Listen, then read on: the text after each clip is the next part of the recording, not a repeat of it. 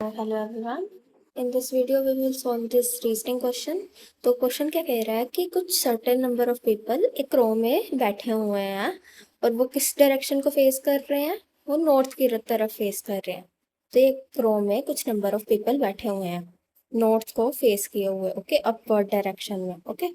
तो हमने बताना है कि कितने नंबर ऑफ पीपल रो में बैठे हुए हैं और उन्होंने दो स्टेटमेंट दिया है। हमने देखना है कि दोनों स्टेटमेंट का यूज़ करके हम उस आंसर का जवाब दे उस क्वेश्चन का आंसर दे पाते हैं कि नहीं दे पाते। ओके, अगर स्टेटमेंट 1 से आंसर आ जाता है तो भी ठीक है। अगर स्टेटमेंट 2 से अकेले आंसर आ जाता है तो भी ठीक है। अगर दोनों के साथ आता है तो भी ठीक है।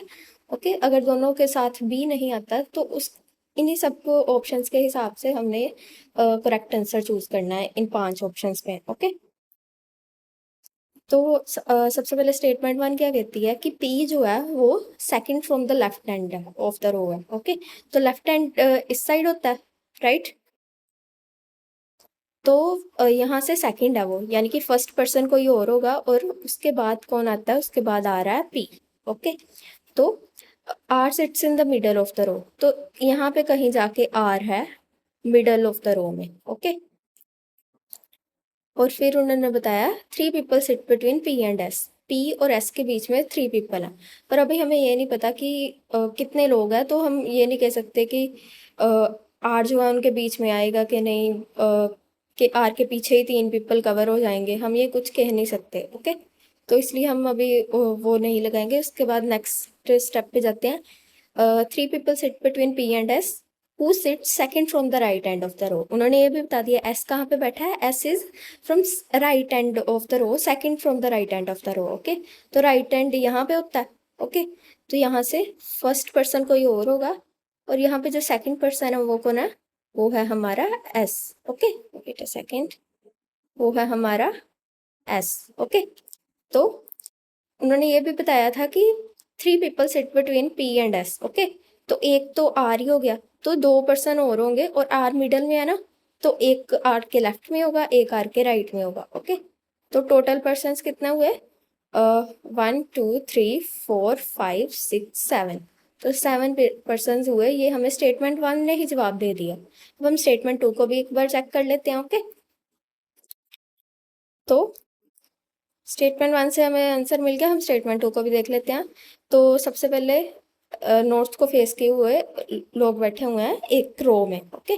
तो R sits 2 places away from S. तो आर जो है कहीं भी बैठा होगा, ओके।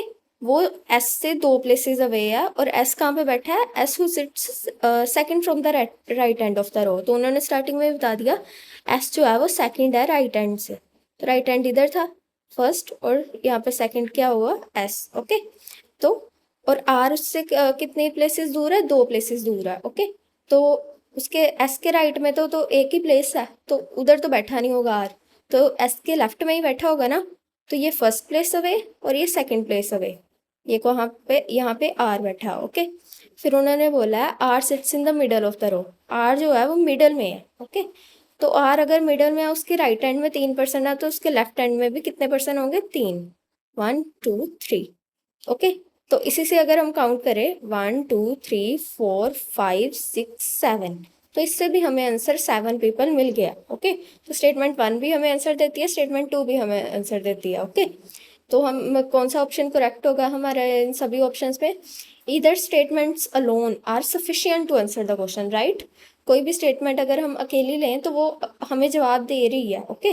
तो ऑप्शन 1 जो होगा वो हमारा करेक्ट होगा, ओके। तो ऑप्शन 2 क्या कह रहा था, only statement 2 alone is sufficient to answer the question, ये नहीं होगा क्योंकि स्टेटमेंट 1 भी हमें आंसर दे रही है, स्टेटमेंट 1 अलोन भी हमें आंसर नहीं दे रही, 2 भी हमें दे रही है। बोथ स्टेटमेंट टुगेदर नहीं हम ले रहे, अकेली अकेली वो आंसर दे रही है, ओके। और neither statement are sufficient to answer the question, ये भी नहीं सही। दोनों स्टेटमेंट अकेले अकेले हमें आंसर हमारा दे जा रही हैं, तो ऑप्शन 1 जो था वो हमारा करेक्ट था, okay. Wait a second, I think, okay. So option 1 जो था वो हमारा करेक्ट था, okay. So that was all, thank you so much.